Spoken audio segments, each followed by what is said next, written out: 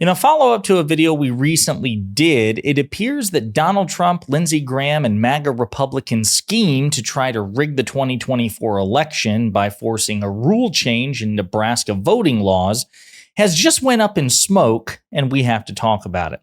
But before we do, if you end up liking this video and you want to support the channel, please be sure to hit the like, subscribe, and alert bells before you go. All right, friends, in these very cynical, partisan times, it's easy to find negative news and bad news. And again, I say that as an avowed cynic. But I've actually got some really good news to report, which is made even better by the fact that there's some other news which could have potentially made this quite disastrous. But I want to play a brief refresher about what's going on.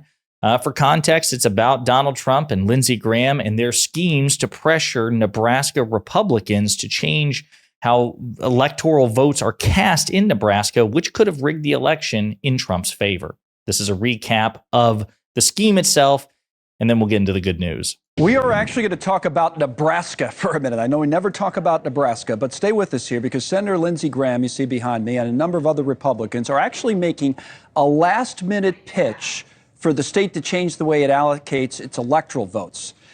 They're hoping, I suppose, to deny Kamala Harris from winning one electoral vote, one vote. Now, here's the way Nebraska does it. They have 5 electoral votes in the state overall. Statewide winner gets 2. Then there's 1 each if you win one of all of their 3 congressional districts. That's how you get to 5. Now, on the map, the DDHQ presidential forecast map, we can explain why that might matter in a really big way. Imagine this scenario. It's not hard to imagine. Donald Trump wins the Sun Belt and Kamala Harris rebuilds and keeps the blue wall. So that means of the 7 swing states, we'd say North Carolina is red and so is Georgia. See, we're counting up and Trump's at 251. Arizona, 11, Nevada, 6. Okay. Look where Trump is, 268, too shy of the 270 needed to win. Now, if Harris does, as I said, and rebuilds the so-called blue wall and keeps Wisconsin, Michigan with its 15 electoral votes, and Pennsylvania with 19 blue, there it is, as close as can be, Harris victory, 270 to 268. Now look at Nebraska with the blue lines through it for that scenario that I just played out. So what if Nebraska 2, as it's called, where Omaha is, one of the congressional districts, instead of being blue, that's what the lines mean, went red, and all of Nebraska was red, all 5. Oh, come on. 269, tie game. You go to the House of Representatives. Trump folks think and they probably are right, would have the advantage in the House. So you catch that? Again, that's just a brief refresher with visual aid. Basically, what they were trying to do is force Nebraska to change its voting laws in the weeks before the election, such that one reliably pro-Democrat electoral vote would go red. And there's a very real possibility that had that worked, we would have had a tie election, which would have gone to the Republican-controlled House of Representatives. And even under Democrat control, this is important, even if we won back control of the House of Representatives, it's not done by sheer number of voters in the House of Representatives. It's done by state delegations. And there are more Republican states than Democrat, even though there are more Democratic populations in the country. The Republican state delegates in such a situation would have obviously voted for Trump, and Trump would have become the president of the United States for a second term. Okay. Very real. It's an if-then-else statements, but that was a very, very real possibility. So we're going to play some other clips which kind of contextualize what's going on. And then again, we're going to get to the good news. Less than 2 weeks away, 2 or 3 holdouts remain. State Senator Mike McDonnell of Omaha, a key vote to convince the others, but said this after switching from the Democratic Party this year. I'm not voting for cloture on winner take all, and I'm not supporting winner take all. I haven't in the past. When that question came up years ago, I was pretty clear on my position. McDonnell. So that is Mike McDonnell, and he is the protagonist. He is the hero of the story. He is a Nebraska Republican politician who, this is very important, used to be a Democrat. And again, unless he changes his mind, the reason you'll be able to tell that he used to be a Democratic politician is because he's relatively principled compared to his Republican counterparts. He opposed changing the current system to a winner-take-all system, and he did it back in April when this was originally pitched. As I mentioned, the reason, well, in my opinion, a credible reason why Republicans didn't push harder for this in April is because in Maine, the only other state to do it the way Nebraska does, They're controlled by Democrats, and they signaled that if Nebraska Republicans change their rules to advantage the Republicans in the presidential elections, they would do the same thing in Maine to advantage the Democrats, and it would completely wipe the slate clean and effectively foiling the Republican plot. The key thing is, though, that in order for Maine to make that change, unlike Nebraska, they have to do it 90 days out from the election or sooner. Once it hits that 90 days before the election threshold, Maine is no longer able to change its voting laws. So then, of course, we enter Lindsey Graham. Now Lindsey Graham is in a position where Maine could no longer thwart him and Trump and MAGA Republicans. And this was the sales pitch that he recently made. This was the topic of a recent video where he publicly begged Republicans in Nebraska to change the rules to advantage, to rig the presidential election in favor of Donald Trump. For years, it is a very close election. 63 days ago, Chuck Schumer led a coup to overthrow Joe Biden, and he's telling me or any other Republican what we should be doing. If they change the law in Nebraska, it won't be on the phone in the middle of the night. It will be through a democratic process.